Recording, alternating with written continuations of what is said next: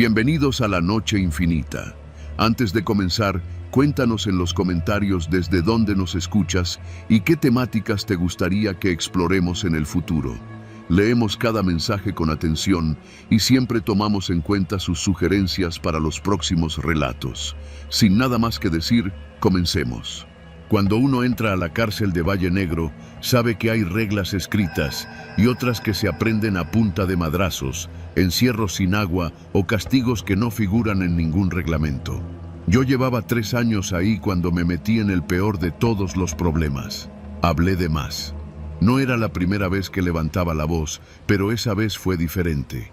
Esa vez acusé a un custodio de permitir la entrada de droga en las camionetas de comida, con la complicidad del jefe de seguridad. Nunca imaginé que mi denuncia, escrita a mano y enviada al visitador de derechos humanos, llegaría hasta la dirección. Tampoco imaginé que la misma carta terminaría en manos del comandante Jacinto. El mismo día que la entregué, me llamaron a la enfermería. Pensé que era rutina, pero me encontré con el comandante ahí, esperándome con una sonrisa torcida y las manos en los bolsillos. «Ya me enteré que te volviste escritor», me dijo sin levantar la voz, como si hablara del clima. «Qué bonito redactas. Hasta con buena ortografía, cabrón». Me quedé callado. El enfermero ni me miró. Estaba ahí nomás para justificar que no me mataran a golpes. «Hay una nueva medida disciplinaria», continuó Jacinto, mientras me daba una palmada en el hombro. «Vamos a probar algo contigo, a ver si así aprendes a no andar escribiendo cuentos». No supe qué quería decir hasta que me sacaron del área médica y me escoltaron, esposado, hasta una reja metálica oxidada que daba a una zona que los internos conocíamos solo de oídas, la perrera. Era la zona de vigilancia nocturna, un patio trasero, sin cámaras, con piso de tierra y muros altos. Ahí solían soltar a los 3 perros que usaban para los rondines nocturnos, pastores belgas, de esos que no ladran mucho, pero atacan con precisión. Siempre estaban encerrados en jaulas durante el día, y ahora yo iba a compartir espacio con ellos. «Una noche nada más», me dijo Jacinto mientras abría la reja. «A ver si mañana sigues con ganas de andar denunciando». Me empujaron hacia adentro. Caí de rodillas sobre la tierra dura. Las esposas me las quitaron justo antes de cerrar la reja, y ahí empezó todo. Los perros no salieron de inmediato. Los tenían en sus jaulas, al fondo, pero el olor a carne, sangre seca y orines me pegó en la cara como una cachetada. Me quedé inmóvil, respirando despacio, tratando de entender si realmente iban a soltar a esas bestias conmigo adentro.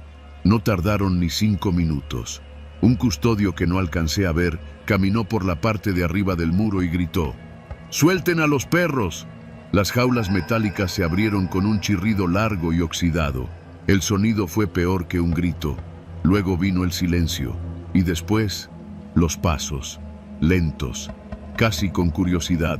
El primero que salió fue el más grande. Se llamaba Moloch, así le decían. Lo había oído en los rumores.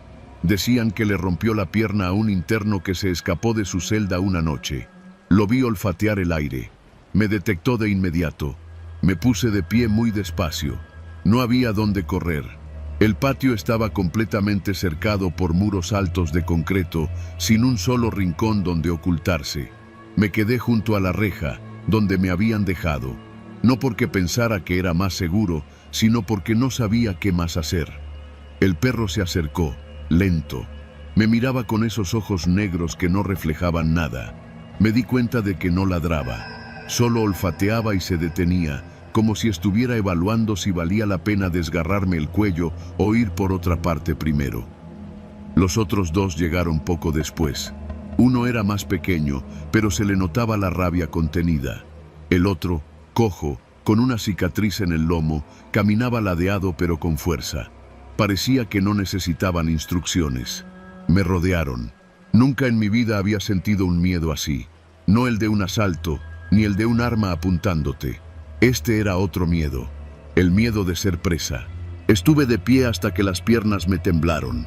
Entonces, como si lo hubieran estado esperando, uno de ellos me embistió por la espalda. Caí de bruces. Sentí el peso de sus patas en mi espalda. No me mordió, todavía no. Solo me inmovilizó. Me oriné encima. No me da vergüenza decirlo. Era eso o llorar. Y no iba a llorar. Me quedé en el piso, con el cuerpo pegado al suelo. El olor a mi propio miedo parecía excitarlos. El más chico me olisqueaba los pies. Pensé que iba a morderme el talón, pero solo lamió mi zapato y se alejó. Los minutos se hicieron horas. No me atreví a moverme. Me acordé de lo que me dijo una vez un interno viejo. Los perros de aquí solo atacan si corres. Si te quedas quieto, no saben qué hacer contigo. Quizás era cierto. Quizás estaban confundidos. El problema fue que llegó el frío. Eran cerca de las 3 de la mañana. Lo supe porque el cielo empezó a aclararse apenas un poco y un gallo lejano cantó desde alguna comunidad vecina. Yo seguía en el piso, empapado de mi orina y temblando. Uno de los perros se echó a unos metros de mí. Me miraba como si esperara algo. Otro caminaba en círculos. Solo el grande, el que me tumbó al principio, seguía cerca, vigilándome. No sé cuánto tiempo pasó hasta que, de pronto, escuché voces. «¿Sigue vivo?», dijo una voz al otro lado del muro. Sí, los perros no lo tocaron, pero lo tienen jodido.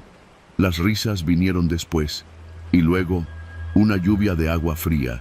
Desde lo alto, me echaron un balde de agua encima. Los perros se alteraron.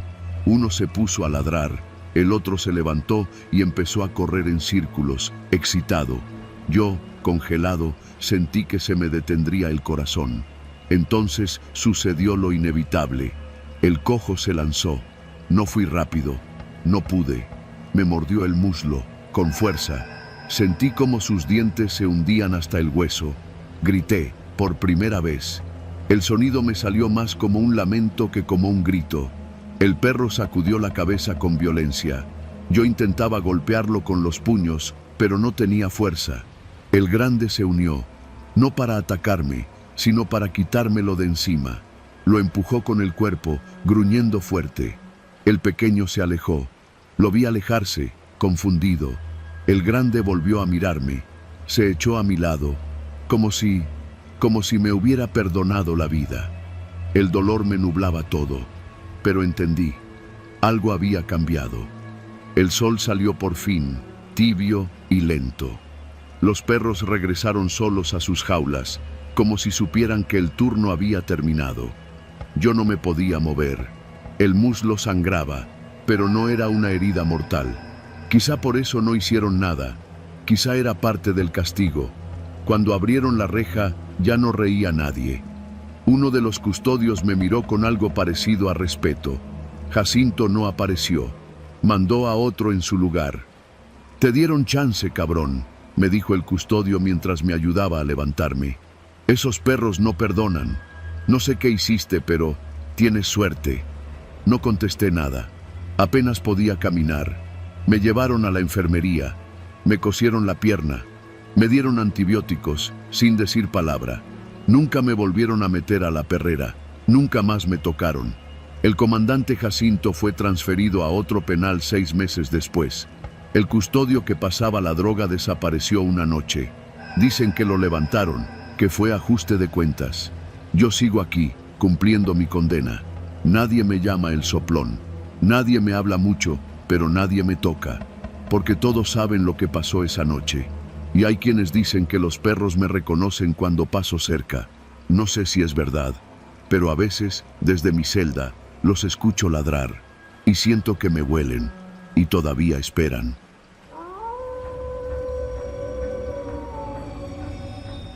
No debería estar contándote esto, no porque esté prohibido, sino porque hay cosas que, aunque legales, simplemente no se dicen.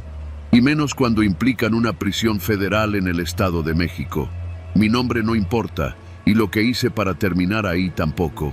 Lo único que necesitas saber es que fui asignado al área de administración del Centro de Readaptación Social de San Francisco Xochiaca, mejor conocido como Xochiaca. Tenía 35 años, trabajaba como administrativo del penal, y mi puesto parecía seguro. Mi jornada empezaba a las 8 de la mañana y terminaba a las 5, encerrado en una oficina con aire reciclado, archivadores llenos de polvo y un software obsoleto que usábamos para gestionar las nóminas, los traslados y las llamadas autorizadas. Todo bajo el lema de la Secretaría de Seguridad: el orden es justicia. Pero no hay orden aquí, solo apariencia. El penal está dividido en 5 módulos, o al menos eso dice el plano oficial. Pero en los recorridos de inspección solo se pasan 4. El primero es para los reos de alta peligrosidad, el segundo para reincidentes comunes, el tercero para internos con beneficios de libertad próximos y el cuarto para los que aún están en juicio. El quinto es un misterio. Al principio pensé que era una zona en remodelación o tal vez un pabellón médico, pero cada vez que tenía que procesar las nóminas, ahí estaban. Los internos del módulo 5, 68 nombres, cada uno con su número de expediente, su asignación y su historial médico. Pero lo que me heló la sangre fue notar que todos esos expedientes tenían algo en común. No existía una orden de ingreso registrada en el sistema nacional. No había juicio, no había sentencia. Eran, oficialmente, nadie. Y aún así, cobraban. Se lo mencioné por primera vez a mi jefa directa, la licenciada Gutiérrez, una mujer seca que apenas levantaba la vista del monitor. Le pregunté por qué esos internos no aparecían en el módulo físico ni en los registros del Sistema Penitenciario Nacional. Ella no me respondió de inmediato. Solo me miró por encima de sus lentes y dijo: ¿quieres conservar tu trabajo? La conversación terminó ahí, pero algo ya había despertado en mí. Esa semana me tocó quedarme una hora más. Había retrasos con los pagos y tuve que revisar expedientes a mano. Estaba solo en la oficina de registros físicos, con los archivos apilados como columnas de un templo olvidado. La humedad del lugar impregnaba los papeles y el zumbido de las luces fluorescentes era el único ruido en el aire. Encontré una carpeta etiquetada con marcador rojo. Módulo 5, internos sensibles, acceso restringido. La abrí. Dentro había fotos, fotografías de hombres con la mirada perdida, algunos golpeados, otros con los ojos cerrados. Ninguno parecía mayor de 40 años. No llevaban uniforme naranja, sino una especie de bata gris sin identificación. En la parte inferior de cada imagen, una fecha. Todas las fechas coincidían con los días lunes. Y entonces vi el patrón. Todos los ingresos eran los días lunes. Nunca otro día. Pero lo más inquietante fue la hoja suelta que estaba al final de la carpeta. Era una lista firmada por alguien que no reconocí. El encabezado decía: aprobados para evaluación prolongada, QM. Nombres, edades y una columna con números romanos, del 1 al 5. B como el módulo. Empecé a hacer preguntas con cautela. Le pregunté al custodio Medina, uno de los más viejos, con 20 años en el penal. ¿El módulo 5? Me dijo, bajando la voz. Esa madre ni existe. Es lo que dicen para tapar las transferencias. Nadie entra ahí, nadie sale. ¿Y las nóminas? Eso no es tu bronca, hermano. Haz tu trabajo y guarda silencio. Pero el silencio no se me daba bien. Un lunes decidí llegar más temprano de lo habitual. Me quedé en el estacionamiento, con la chamarra puesta, tomando café frío de termo. Eran las 6:35 de la mañana cuando lo vi. Una camioneta blanca, sin placas, con vidrios polarizados, que entró directo por la reja sur. Nunca antes había visto vehículos ingresando por esa reja. Tomé nota de la hora. Después me metí al sistema de bitácoras. No había registro de entrada. Esa camioneta simplemente no existía. Esa misma tarde volví a revisar la carpeta del módulo 5. Había una nueva hoja, otro nombre, otra fecha, lunes. Pasaron los días y comencé a notar más irregularidades.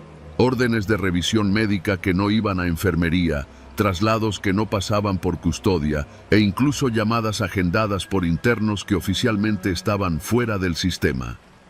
Una tarde me arriesgué más de la cuenta. Usé una de las terminales administrativas para rastrear el código de acceso que usaban para abrir las puertas magnéticas del pasillo norte, que según los planos estaba clausurado. Conseguí el número. El código estaba vinculado a alguien de la dirección general, alguien en el gobierno federal. Me obsesioné. Comencé a quedarme noches en la oficina, alegando carga de trabajo. Dormía en el archivo con un saco enrollado bajo la cabeza. Cada madrugada, poco después de las 3, escuchaba pasos. No los del custodio de ronda, sino otros más rápidos, más firmes. Eran 3 pares de botas que pasaban por el pasillo hacia la reja sur, siempre a las 3:05. Un viernes por la noche los seguí. Llevaba la chamarra de custodio que uno de los internos me había vendido. Bajé por la escalera trasera y tomé el pasillo. A esa hora, las cámaras estaban apagadas por mantenimiento programado. Vi las siluetas al final del corredor. 2 hombres llevaban a un tercero, encapuchado, esposado. Lo arrastraban más que caminarlo. Giraron por una compuerta sin número, detrás de una pared con las letras deslavadas. Zona técnica. Ahí estaba el acceso al 5º módulo. No sé cuánto tiempo estuve parado ahí, temblando. Cuando regresé a mi escritorio, me encontré un sobre sin remitente. Dentro había una sola hoja. Deja de buscar. Firmado. QM. No dormí esa noche, ni la que siguió. El lunes siguiente revisé las nóminas. Había 70 nombres, 2 nuevos. Revisé las fechas. Uno de ellos era el tipo que vi la noche del viernes. Quise hablar. Pensé en denunciar. Pero luego me llamó Gutiérrez a su oficina. ¿Sabes por qué sigues aquí?, me preguntó. Porque eres útil, pero si te vuelves un riesgo, el próximo en la lista serás tú. Me mostró una hoja impresa, mi nombre, mi CURP, mi número de seguridad social con la nota, evaluación prolongada sugerida, lunes próximo. Hoy es domingo, estoy en casa, con la puerta atrancada, no he dormido, no he comido. Cada ruido en la calle me hace brincar.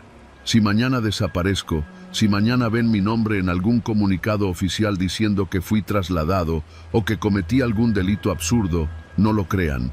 Yo no hice nada, solo hice preguntas, y en este lugar las preguntas matan.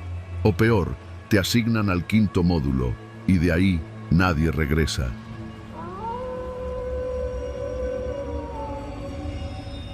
Me llamo Omar. Aunque en este lugar el nombre ya no importa mucho, solo los números. Soy el interno 136 del módulo 7 del Reclusorio Norte, Ciudad de México. Llevo aquí poco más de 2 años. No fue por algo grave. Robo a comercio con violencia. 3 años. Ya casi salía, pero luego pasó lo del drenaje. No sé si has oído hablar de eso. No lo de los túneles, no lo de las fugas ni las cloacas infestadas. Me refiero a las otras historias, esas que ni los custodios se atreven a repetir muy alto. Dicen que debajo del penal, en un nivel más profundo que los registros oficiales, hay un sistema de drenaje al que nadie tiene acceso, al menos nadie cuerdo, y que ahí abajo viven las ratas, no las normales, no esas que se roban la tortilla del desayuno. Number, las otras. Todo empezó cuando se perdió un interno, el Cejas, un loco de Iztapalapa, flaco y escurrido, que siempre hablaba solo. No era peligroso, nomás raro. Una mañana no apareció en el pase de lista, tampoco estaba en su celda, y lo más cabrón, no hubo reporte, ni una hoja, como si el güey nunca hubiera existido. Pensamos que lo habían transferido sin avisar, o que un custodio lo había bajado por una bronca y se les fue la mano. Pasa más de lo que la gente allá afuera cree. Pero no, nadie en administración tenía registro de su entrada. Yo mismo vi su expediente. Blanco. 0 entradas, 0 salidas. Era como si el Cejas nunca hubiera respirado entre estas paredes. El tema me empezó a dar vueltas en la cabeza. No porque me importara el Cejas. Aquí uno no se puede dar el lujo de preocuparse por otros. Pero esa idea de que alguien puede desaparecer así, sin dejar rastro, eso sí me caló. Unas noches después, escuché por primera vez ese ruido.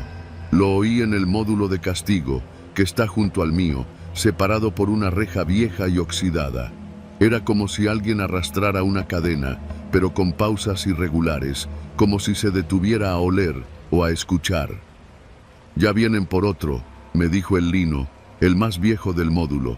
«No preguntes, nomás quédate en la litera». El Lino tiene casi 20 años aquí, lo respeto. No habla mucho, pero cuando lo hace, más vale poner atención. Aquella noche me quedé despierto.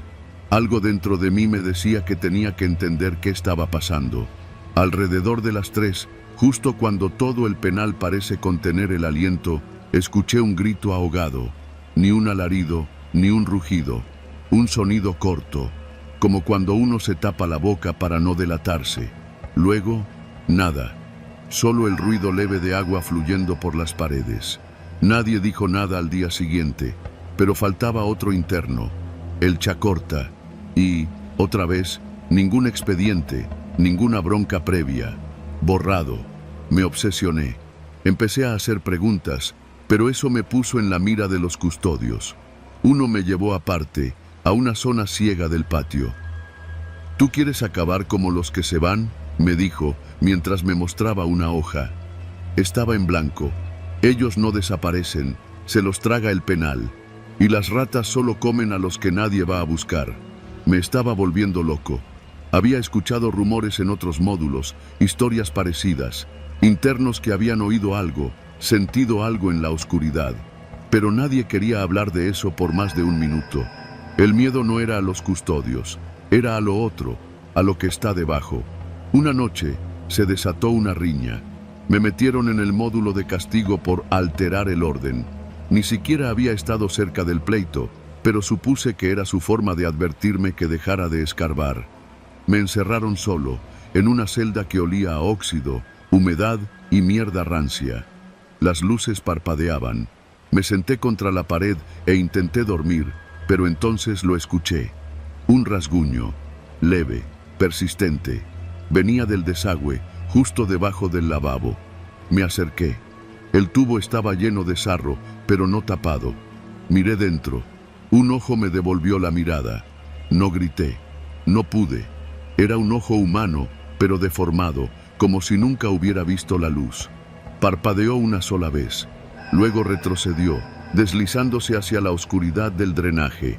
Esa noche no dormí. Al día siguiente, me sacaron. Nadie dijo nada. Caminé con las piernas entumidas. Lo primero que hice fue buscar al Lino. «¿Qué hay abajo?». Él no respondió. Solo me llevó hasta el rincón más alejado del patio, donde el concreto estaba agrietado y una rejilla de metal oxidado asomaba. «Por aquí se van los que no tienen papeles, los que no figuran, los que si mueren nadie reclama». «¿Y las ratas?». «No son ratas», me dijo. «Son otra cosa. Fueron hombres alguna vez, eso dicen. Internos que se metieron por esos túneles para escapar, hace años, pero nunca salieron. Se quedaron allá abajo y cambiaron. Ahora cazan. Se comen a los que no dejarán huella». Me reí. No podía evitarlo. ¿De verdad me estaba diciendo eso? «¿Y cómo sabes que es cierto?». «Porque yo bajé una vez», dijo. 1998. Iba con otros 2. Queríamos fugar a través de las cloacas. Pensamos que podríamos conectar con el drenaje profundo. No llegamos ni a 100 metros. Algo nos siguió. Solo yo volví. Y desde entonces me quedo quieto. No me meto. No me borro. Pasaron semanas.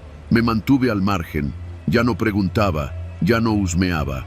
Hasta que un día llegó el nuevo jefe de seguridad. Un tipo joven, con cara de licenciado recién salido de la escuela, con órdenes de limpiar el penal. Empezaron a sacar internos al azar para interrogatorios. Algunos regresaban, otros no. Uno era el flaco Vargas, mi compañero de litera. Salió una mañana, nunca volvió, pero esa noche lo escuché. Me despertó el sonido. Era un susurro, como su voz, pero ronca, distorsionada. Venía del ducto de la celda. «Omar», decía, «bájate, ayúdame». No quería acercarme, pero me moví. Me arrodillé junto al desagüe y lo vi. No su cara, solo su mano. Estaba extendida desde las sombras del tubo, temblorosa, como si apenas pudiera sostenerse. «No tengo expediente», dijo, y se fue. Su mano desapareció. Esa noche decidí hacer algo. Robé una llave del taller donde hacíamos muebles. Sabía que me iba a costar, pero también sabía que tenía que bajar, no por heroísmo, por miedo. Miedo de ser el siguiente sin registro, de convertirme en uno de ellos. Esperé a que todos durmieran. Usé la llave para abrir el pequeño acceso de mantenimiento junto a la lavandería. Bajé una escalera oxidada. El olor me pegó como una pared. Amoníaco, humedad, putrefacción vieja. Los túneles eran angostos, apretados, oscuros como un pozo sin fondo, pero no estaban vacíos. Había marcas en las paredes, rasguños, uñas rotas, ropa desgarrada y manchas. No sabría decir si sangre o excremento o algo peor. Avancé. Escuché movimientos, como patas corriendo, como uñas sobre concreto. Vi algo cruzar frente a mí. No supe qué era, solo supe que no debía estar ahí. Y entonces escuché el susurro. «Tú sí tienes expediente, aún». Corrí, sin ver, sin pensar. Corrí hasta golpear la reja. Estaba cerrada. Grité, golpeé, hasta que una luz me cegó. Era un custodio, uno de los nuevos. Me apuntó con la lámpara. «¿Qué chingados haces aquí abajo?» No dije nada. No podía. Me regresaron. Me metieron en aislamiento.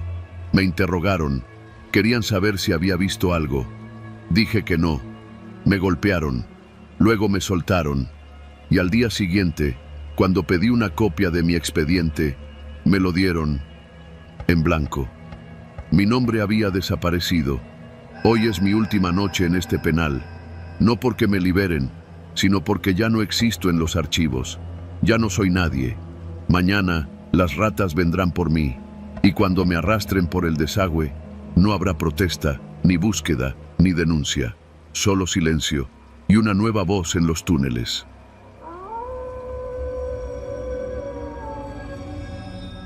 Trabajo como médico en el área de enfermería del penal de Puente Viejo, en las afueras de Veracruz. No me preguntes cómo llegué a esto. Supongo que uno no planea terminar rodeado de rejas y gente rota, pero así es como a veces funciona la vida. Me llamo Julián y llevo ya casi 6 años en este infierno con fachada de institución.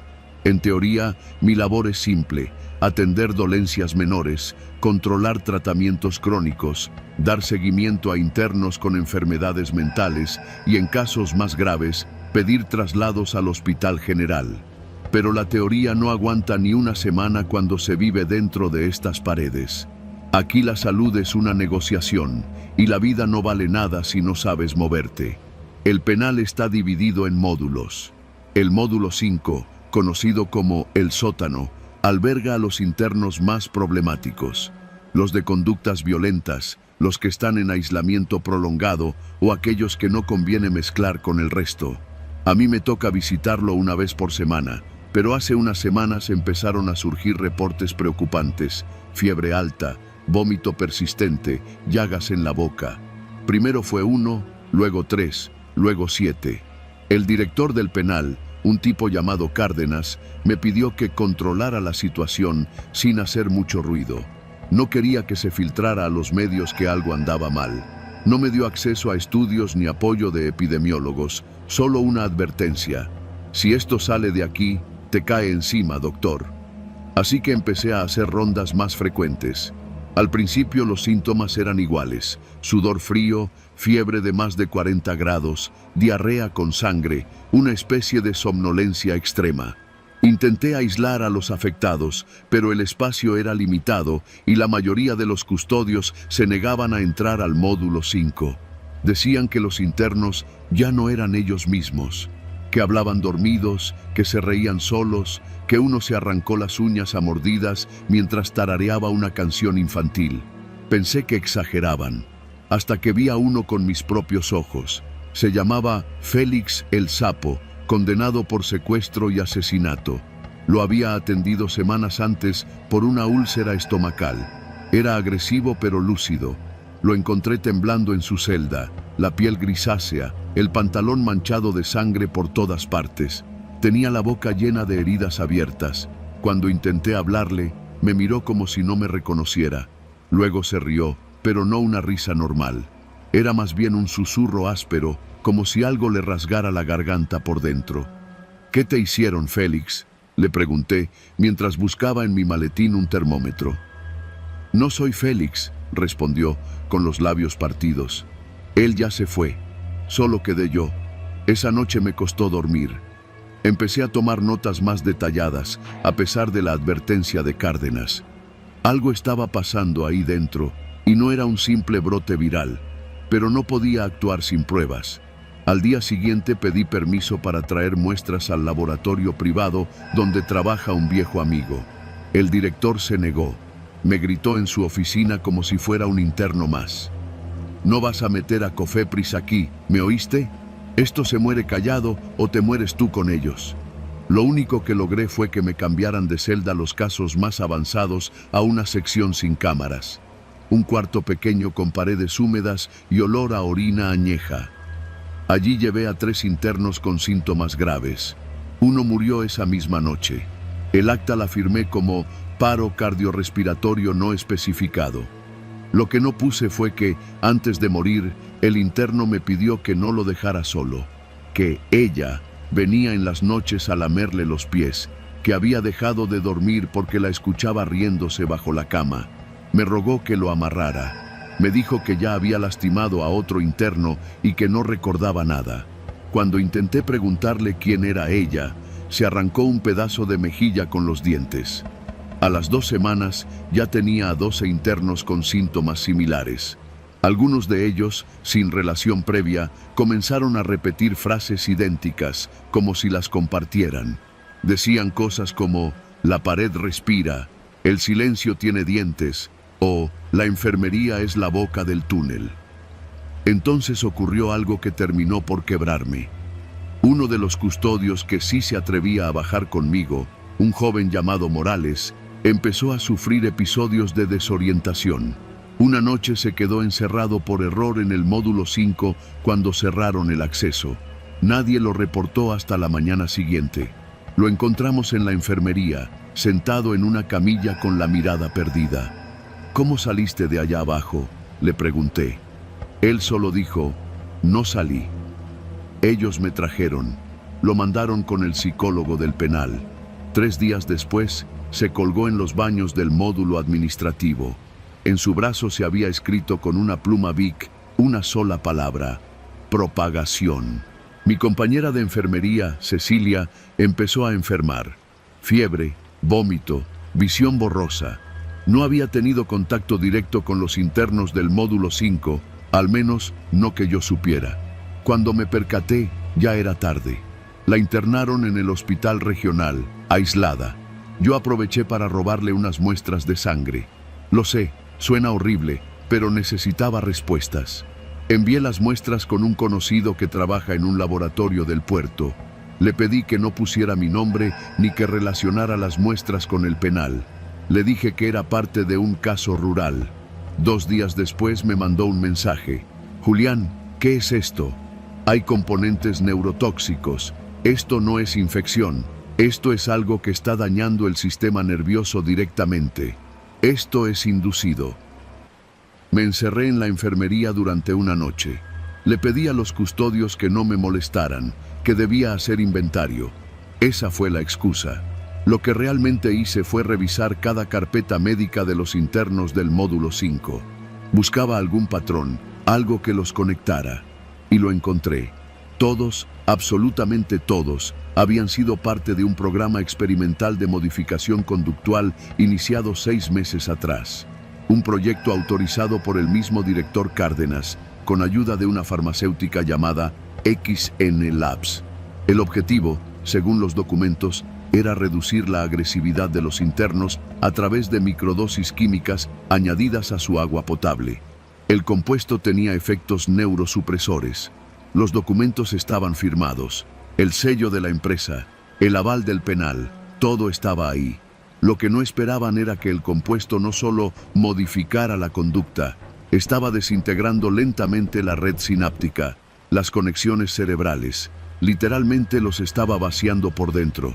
Los síntomas no eran de una enfermedad infecciosa, era neurodegeneración inducida por sustancia química. Estaban experimentando con ellos. A la mañana siguiente, enfrenté a Cárdenas con los documentos. Le dije que si no detenía todo y permitía una auditoría externa, haría públicas las pruebas. No se inmutó. Me ofreció dinero. Luego me amenazó.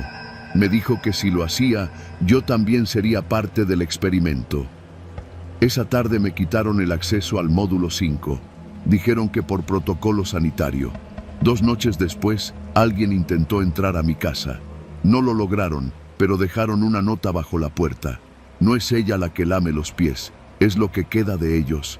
No dormí, no comí, me encerré. Sabía que no podía con esto solo. Así que escribí esta historia y la envié con un contacto en la prensa local, junto con los documentos, con los análisis, con todo. Una semana después, el penal de Puente Viejo fue clausurado. No salió en los noticieros principales, pero sí en algunos portales independientes. Lo disfrazaron de reubicación por reformas estructurales. Ningún medio dijo una palabra sobre las pruebas químicas, sobre los internos que dejaron de hablar, sobre las muertes por causas desconocidas. Cárdenas desapareció. Algunos dicen que se fue del país, otros que está en algún penal federal bajo otro nombre. No lo sé, no me importa, solo quiero no recordarlo. Hoy sigo trabajando como médico, pero en una clínica rural. Nada que ver con penales. Pero a veces, en la madrugada, juro que escucho risas en el silencio. No voces, risas. Como un murmullo viejo atrapado en la memoria. Y a veces, cuando estoy solo, juro que siento algo lamiéndome los pies.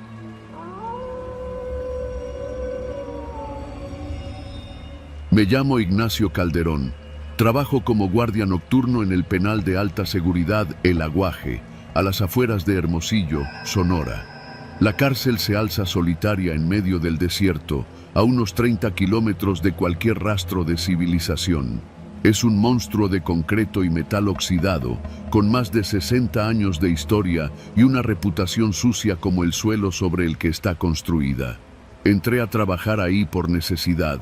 Mi esposa estaba embarazada, no encontraba chamba desde hacía meses y el reclutador del penal no preguntaba mucho. Solo bastaban papeles en regla y disposición para los horarios nocturnos. Al principio, todo era rutinario. Revisar pasillos, hacer rondas cada hora, vigilar por las cámaras que ningún interno intentara algo raro. Pero lo que no me dijeron cuando firmé el contrato fue que a partir de las 11 de la noche, una sección completa de la prisión debía ser ignorada. Celdas del pasillo 14. Así nos lo dijeron. Tú haces como que esas celdas no existen, no te acercas, no te asomas y sobre todo, no escuchas nada. Pensé que era una forma de decir que ahí guardaban criminales importantes, que tal vez hacían interrogatorios o cosas que no querían que el resto supiera. Pero con los días, fui entendiendo que había algo mucho más jodido detrás. La primera vez que escuché los gritos fue en mi segunda semana. Eran como las 2:30 de la mañana. Yo estaba revisando el monitor del circuito cerrado, medio adormilado, cuando por uno de los canales sin cámara, porque hay zonas sin cámaras, ¿lo sabías?, comenzó a escucharse un zumbido. Ajusté el volumen y entonces lo oí. Un alarido seco, profundo, humano. Un grito de esos que no se hacen actuando, de esos que solo salen cuando te están rompiendo por dentro. Me quedé quieto frente a la pantalla. No sabía de dónde venía. Tomé mi radio y marqué al cuarto de control. ¿Escucharon eso?, pregunté. Silencio, Ignacio, me respondió la voz del comandante Ramírez. Te advertimos sobre el pasillo 14. Cuelga y sigue con tu ronda. Esa fue la primera noche que pensé en renunciar, pero no lo hice, y me arrepiento. Las grabaciones. A las 2 semanas de esa noche, uno de los internos me pasó un papelito durante una revisión en la zona de cocina. Era un hombre flaco, de ojos hundidos, con la cara llena de cicatrices viejas. Escucha lo que graban, decía el papel. Ahí está todo. Pero no lo escuches solo. No entendí ni madres. Pensé que era alguna amenaza velada o simplemente que el tipo estaba loco. Pero al día siguiente, revisando una bodega antigua del edificio administrativo, encontré una grabadora portátil escondida detrás de unas cajas. Una Tascam negra, vieja pero funcional. Tenía una tarjeta SD adentro. Me la llevé a casa. Esa noche, mientras mi mujer dormía, conecté la tarjeta a la computadora. Solo había 3 archivos de audio. El primero duraba 5 minutos y medio. El segundo, 7. El tercero, 14 minutos exactos. Escuché el primero con los audífonos. Fue como asomarse a una caverna del infierno. No hay palabras para describir con precisión lo que oí. Voces humanas, sí, pero distorsionadas por el dolor. Gritos desgarradores, llanto de adultos, súplicas. No era una tortura común. Era algo sistemático, metódico, como si hubieran convertido el sufrimiento en una rutina programada. En uno de los fragmentos se escucha claramente a un hombre decir con voz quebrada: «Por favor, comandante, ya cooperé, ya les dije dónde está todo, ya no me queda nada». Y luego, un silencio largo, seguido de un gemido bajo, como si alguien ya no tuviera fuerzas ni para gritar. Lo que me estremeció no fue solo la brutalidad, fue que la voz del que hablaba al final era conocida. Era Ramírez, mi jefe, el mismo que me dijo que no preguntara. Revisé el segundo archivo. En él se escuchaban 2 hombres hablando en voz baja. Uno de ellos preguntaba: «¿Grabaste los del miércoles?» «Sí, la sesión con los del módulo 5, el que gritaba al final. Ese fue el último. Ya no lo van a sacar vivo. Pásame el audio. El patrón lo quiere esta noche. Ya sabes que él duerme con eso». El patrón. Esa palabra me dejó seco. No se referían a nadie del penal, ni a ningún interno. Number. El patrón era alguien afuera, alguien con poder, alguien que exigía escuchar esos audios como si fueran canciones de cuna. Cerré la computadora. Vomité en el baño. Esa noche dormí en el sofá. No quise despertar a mi mujer con mis temblores. El pasillo 14. Después de escuchar esos audios, algo cambió en mí. La curiosidad se mezcló con el miedo y se convirtió en una necesidad. Tenía que ver qué pasaba en el pasillo 14. La entrada estaba sellada con un candado doble, pero una noche, cerca de las 3, vi por las cámaras que un tipo de intendencia dejaba la puerta entreabierta mientras sacaba unas bolsas negras. Era mi oportunidad. Tomé la linterna, desactivé la alarma del sector y crucé la línea que todos evitaban. El pasillo olía a desinfectante rancio y sangre vieja. Las luces estaban fundidas, pero el reflejo de mi lámpara reveló cosas que no quería ver. Puertas metálicas con orificios, marcas de uñas en las paredes, restos de vendas sucias y en una esquina una cubeta con lo que parecían dientes humanos. Avancé más. Las celdas estaban vacías, pero todas tenían algo que las hacía únicas.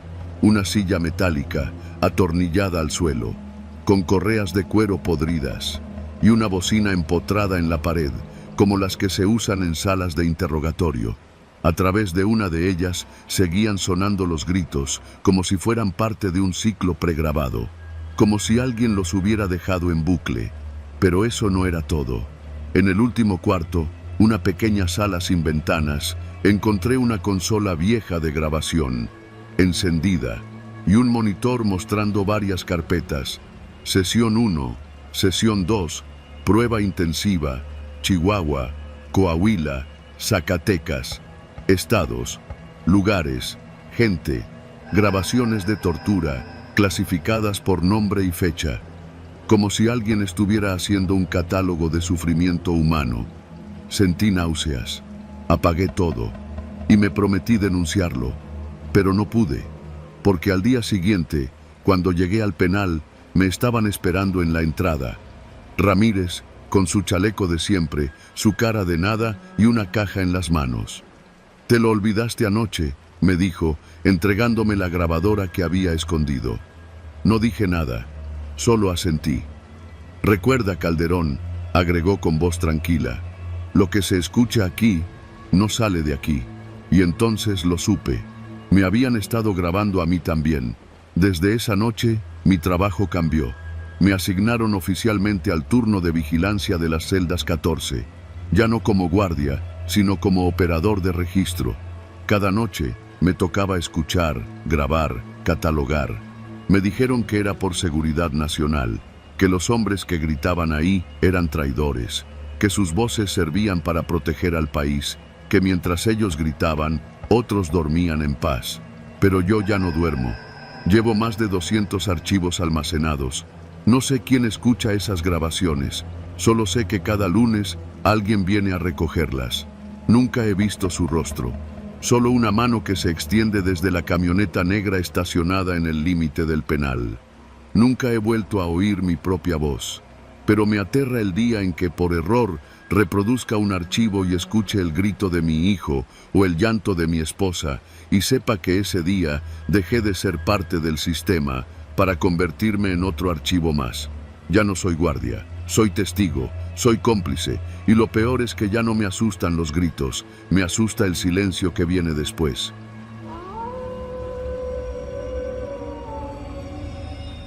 No recuerdo haberme dormido. En la cárcel uno no se duerme, se desconecta, se apaga como un foco, por cansancio o por estrategia. A veces es mejor hacerse el dormido que ver lo que pasa en la celda de al lado. Uno aprende a medir el tiempo por los sonidos del penal, las puertas que se cierran, los pasos de los custodios, los gritos en la madrugada. Y por el calor.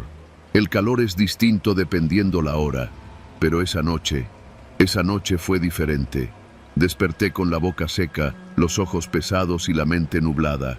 No sabía si había pasado un minuto o un día entero. Algo estaba mal. Lo sentí apenas abrí los ojos. La cama, la mía, tenía sábanas blancas. Blancas. En la celda nunca hay sábanas blancas. Me moví de golpe, instintivamente, y un dolor agudo me cruzó el costado derecho como una puñalada. Toqué el área. Tenía una venda gruesa en la cintura, el torso desnudo, la cabeza me daba vueltas. «Ya despertaste, cabrón», dijo una voz cerca de mí, detrás de una cortina plástica que colgaba del techo como en hospital improvisado. «¿Dónde estoy?», pregunté, con la garganta hecha trizas. La figura detrás de la cortina se acercó. Era un tipo de complexión robusta, uniforme azul sin insignias visibles, pero con esa actitud que delata a los que tienen poder. El comandante Soto. Lo conocía, todos lo conocíamos. «Te dio un bajón de azúcar», me dijo con una voz seca. «Te desmayaste en el patio. Te trajimos aquí para hidratarte. ¿Todo bien, sí?» Me quedé en silencio. No tenía idea de cuánto tiempo había estado ahí. Me costaba enfocar. Pero el dolor, ese dolor no era de una caída. Era profundo, quirúrgico. «¿Y la herida?», pregunté, señalando mi abdomen. Estaba vendado desde las costillas hasta la cadera. Soto me sonrió, pero sus ojos no. Tenía esa sonrisa que los policías practican frente al espejo para que parezca que no están escondiendo algo. «Te golpeaste al caer. Un rasguño feo, pero nada grave». Intenté sentarme. Me dolía todo el cuerpo. El comandante se acercó y me ayudó a recargarme en la pared. Fue entonces que lo noté. Un tubo de suero colgando al lado de la camilla. Una bolsa de sangre vacía en un contenedor amarillo. Y al fondo, contra la pared, un refrigerador metálico sin etiqueta. Algo en mi estómago se revolvió. No por hambre, por instinto. «¿Y el doctor?», pregunté, escaneando el lugar con la mirada. «Ya se fue. Fue una emergencia. Estás bien. No empieces con tus pinches teorías, Flores». Me llamó por mi apellido. Nadie lo hace. En la cárcel soy el chavo, el poeta, el hijo de la chingada. Nadie dice Flores, salvo cuando hay un reporte oficial, cuando hay que justificar algo. «Quiero que me revisen», dije con la voz firme. «Te revisaron. Ahora cállate, relájate y duerme. Mañana vas a estar como nuevo». Intenté mantenerme despierto, pero el suero seguía fluyendo y mis párpados pesaban. La cabeza me latía, todo el cuerpo me ardía. Volví a dormirme sin querer. Desperté en mi celda, como si nada hubiera pasado.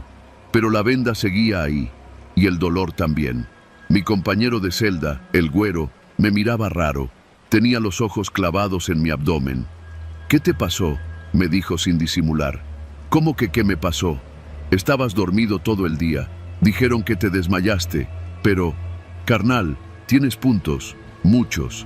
Te los vi cuando roncabas». Me paré con dificultad. Fui al espejo oxidado sobre el excusado. Me levanté la playera. Me quité la venda. Ahí estaba. Una cicatriz de unos 20 centímetros justo por debajo de las costillas.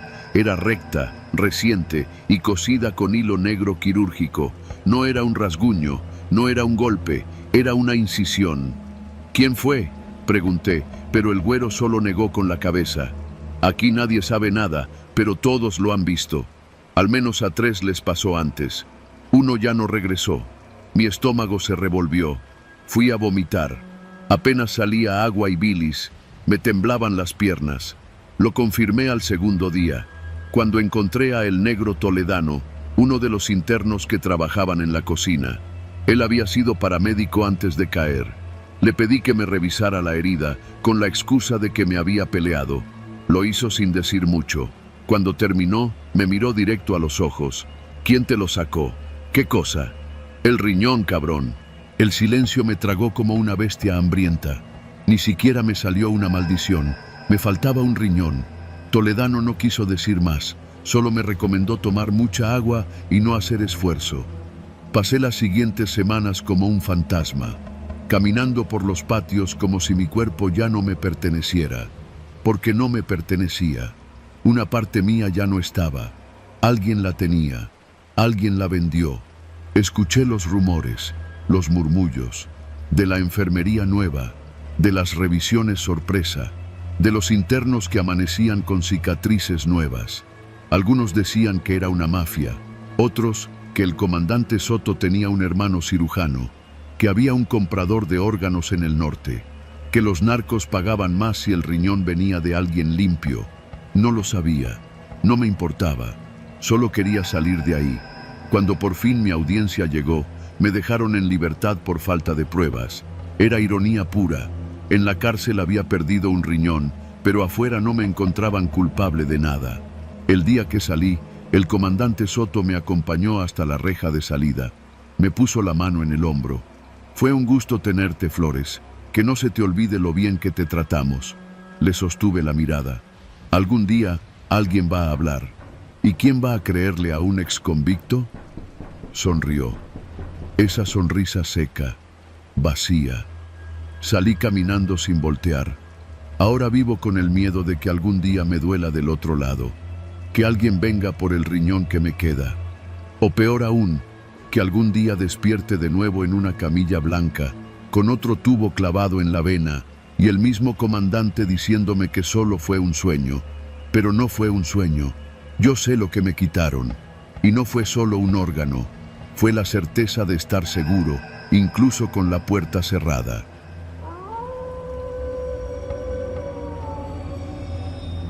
Me llamo Ismael Rivas y durante más de 7 años trabajé como custodio de traslados para la Secretaría de Seguridad Pública. Mi ruta era simple, pero pesada. De Cuautla al penal de mediana seguridad, ubicado en las afueras de Atlacholoaya, en el estado de Morelos.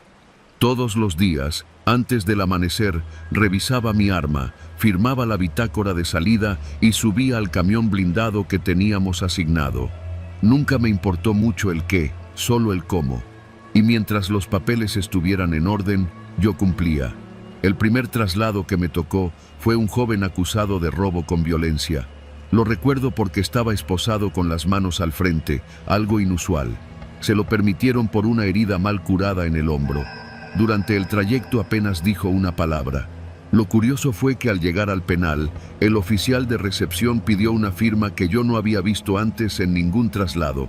Certificación de contenido de unidad vacía. Pensé que era una tontería burocrática, así que no hice preguntas. Pero no fue la única vez. En las semanas siguientes, más traslados tuvieron esa misma peculiaridad. Siempre con internos diferentes, de municipios distintos, con antecedentes variados, pero el mismo patrón. A la llegada, El documento exigía la misma frase: unidad vacía a la llegada. Al principio no me inquietó. A veces el sistema burocrático mete sellos y frases sin sentido y uno termina aceptando las cosas para no meterse en problemas. Hasta que conocí a Javier. Él era un custodio de otro turno. Había sido asignado a una unidad hermana que hacía traslados entre penales federales. Nos cruzamos una vez en la cafetería del penal y sin venir mucho al caso me soltó: ¿tú también firmas lo de unidad vacía al llegar? Lo miré, sorprendido. Nadie había hablado de eso antes. Sí, ¿por qué? No es normal. En otras rutas no se hace. Solo en esta y en la de Tepoztlán. Me reí. Pensé que estaba exagerando, pero su cara me hizo dudar. ¿Y? Pregúntate esto. ¿Alguna vez has vuelto a ver a los internos que trasladas? Me detuve. Pensé en el chico de la herida, en los otros que se subían al camión sin decir nada. Jamás los volví a ver en el patio, ni en los pasillos. Nunca escuché sus nombres en la lista de audiencias. Me fui de esa conversación con una sensación rara.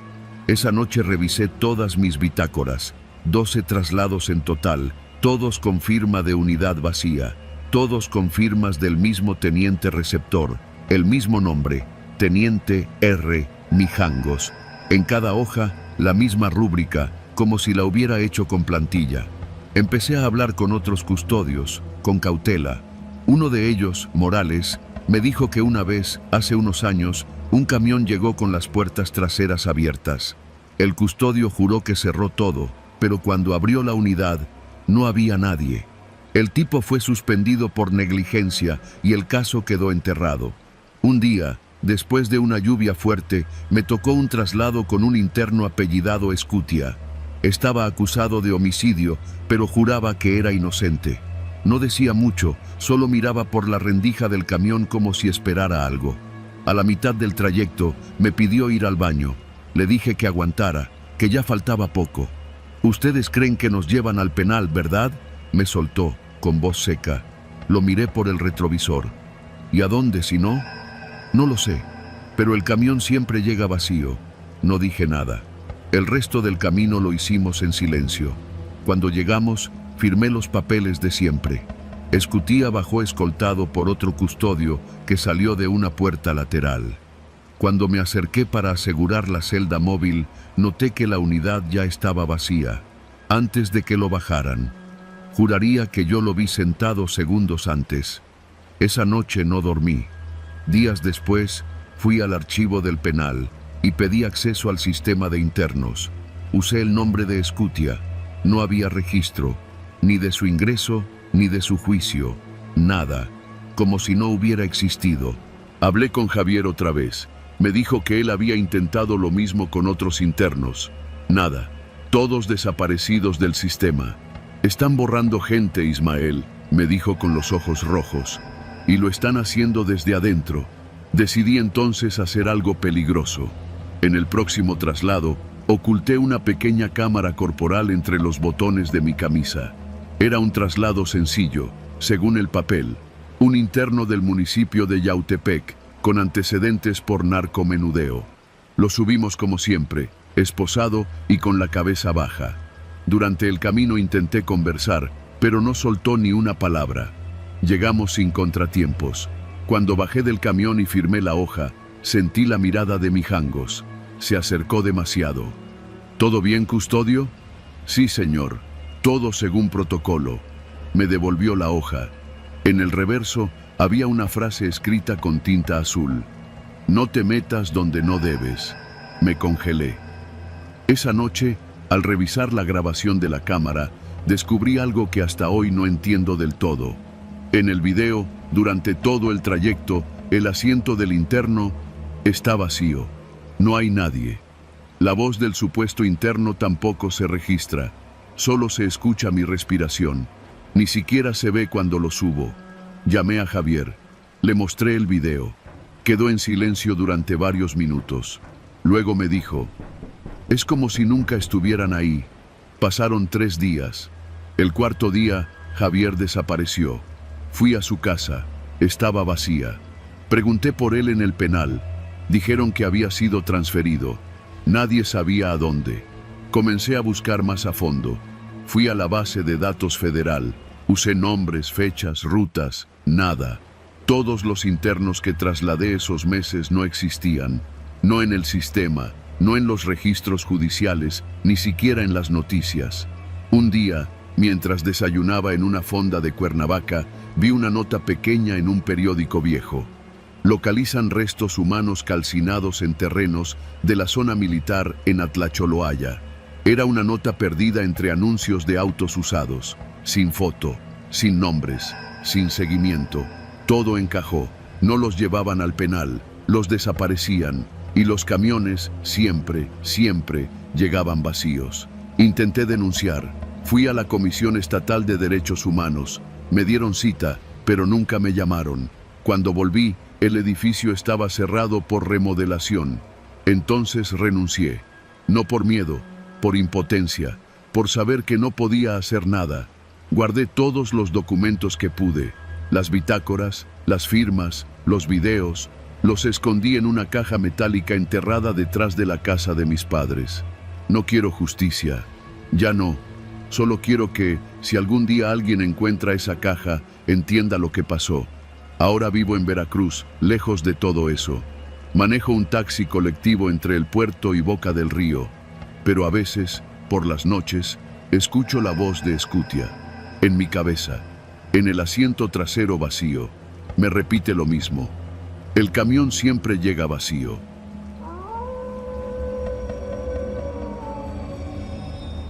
Trabajo como guardia de seguridad nocturno en un edificio gubernamental que solía ser un centro de telecomunicaciones en los años 80. Está ubicado en la colonia Doctores, en la Ciudad de México, justo detrás de un hospital abandonado que fue clausurado hace más de 2 décadas. Aunque ahora el inmueble se usa como archivo de documentación, aún conserva su distribución original. Pasillos largos, oficinas oscuras y un sistema de vigilancia antiguo que apenas funciona. Mi turno empieza a las 10 de la noche y termina a las 6 de la mañana. No hay personal administrativo durante esas horas, así que básicamente estoy solo. Me asignaron la sala de vigilancia del segundo piso, una habitación sin ventanas con monitores polvosos, una silla rechinante y una mesa plegable. Ahí paso la mayoría de las noches, viendo cámaras que apenas distinguen movimiento en blanco y negro. Es un trabajo monótono, pero me permite estudiar, leer y de vez en cuando dormir un rato si todo está tranquilo. La primera vez que noté el mural fue una semana después de empezar. Estaba explorando el edificio durante mi ronda, tratando de memorizar rutas de evacuación y salidas de emergencia, cuando encontré una puerta metálica oxidada que decía Vigilancia B. No venía en el croquis del edificio, así que decidí entrar. Me costó trabajo abrirla, pero al empujarla con el hombro se dio con un crujido seco. Detrás de la puerta, un pasillo corto terminaba en una pequeña sala cuadrada sin iluminación. Alumbré con mi linterna y vi que las paredes estaban cubiertas con fotografías en blanco y negro. Eran retratos. Cientos de rostros clavados con tachuelas oxidadas directamente sobre el cemento. No estaban enmarcados ni pegados con cinta. Todas las fotos eran tamaño credencial o pasaporte. Algunas eran claramente de empleados, otras parecían más viejas, como tomadas con cámaras instantáneas de los años 70. Pero todas tenían algo en común. Los ojos estaban tachados con marcador negro grueso. No rasgados, no arrancados, tachados, con precisión. Algunos con una sola línea, otros con varias, algunos con tinta fresca, otros ya desvanecidos por el tiempo. Sentí algo raro, no miedo, pero sí incomodidad, como si hubiera entrado a una habitación que debía permanecer cerrada. Apagué la linterna y cerré la puerta sin decir nada. No comenté nada al supervisor la siguiente mañana. Esa noche dormí mal. Con el paso de los días empecé a obsesionarme con el mural. No podía dejar de pensar en esas fotos. Durante mis rondas nocturnas, comencé a visitar la sala en secreto, como si algo me arrastrara ahí. Me detenía frente al muro y lo observaba por minutos enteros, reconociendo patrones. Había grupos de fotos colocadas en hileras, otras formaban círculos imperfectos, otras más estaban montadas una sobre otra. Empecé a notar que algunos rostros se repetían, con pequeñas diferencias de edad. Era como si alguien los hubiera estado vigilando durante años. Y los ojos, siempre los ojos. Una noche, llevé una lupa que había encontrado en un escritorio abandonado. Me puse a examinar algunas fotos con más detalle. Vi detalles escalofriantes, pequeñas cicatrices, pupilas dilatadas, lágrimas detenidas en el rostro, como si las fotos hubieran sido tomadas en momentos de angustia o desesperación. Había una sensación de sufrimiento en esas imágenes, como si los retratados supieran que serían olvidados en esa sala olvidada. A los pocos días empecé a tener pesadillas. Soñaba con el muro, pero en el sueño las fotos no estaban quietas. Los rostros parpadeaban, los labios se movían como murmurando algo que no podía oír. Me despertaba empapado en sudor, con el eco de susurros que no recordaba conscientemente. Me obsesioné tanto que un día decidí preguntar a uno de los vigilantes más antiguos, don Lauro, un señor que ya llevaba más de 20 años trabajando ahí. «Oye, don Lauro, ¿tú sabes qué es esa sala que dice Vigilancia B?», le pregunté mientras tomábamos café en el cambio de turno. El viejo se quedó callado un segundo.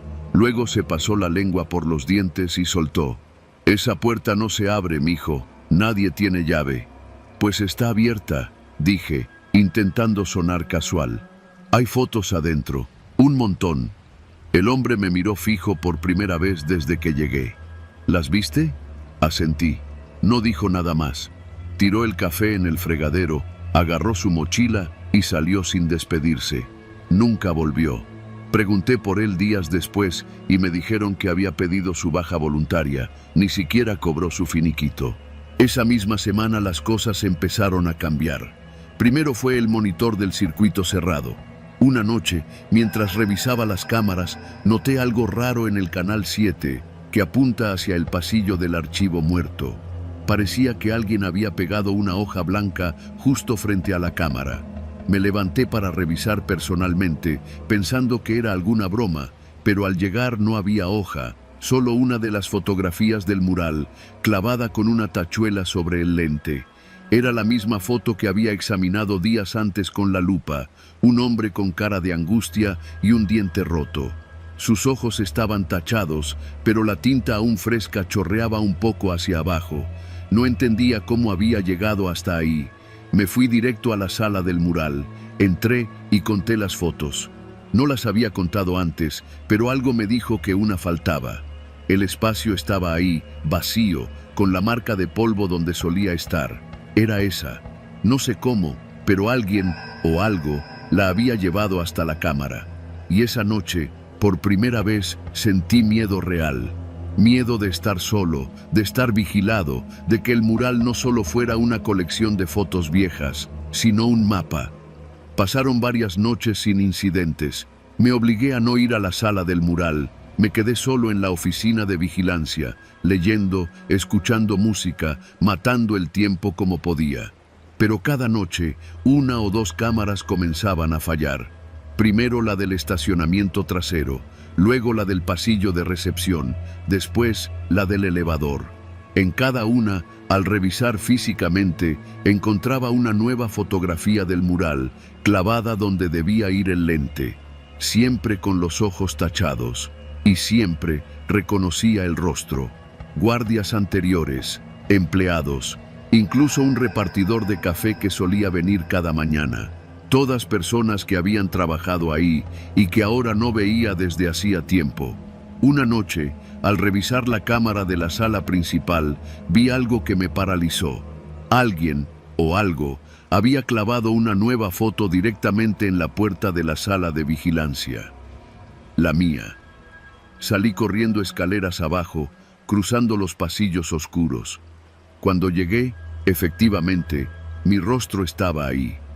La foto era reciente, tomada de una cámara de vigilancia sin duda. Tenía los ojos tachados con marcador fresco. Esa fue la última noche que trabajé ahí. Nunca supe quién puso esas fotos, ni para qué servía ese cuarto. Nunca lo mencionaron en los planos del edificio, ni en el manual de seguridad. La empresa de vigilancia se desentendió del asunto. Me dijeron que si no quería el trabajo, había otros esperando. Y tal vez es cierto. Tal vez no era más que una broma enferma o algún psicópata jugando con el pasado de ese edificio.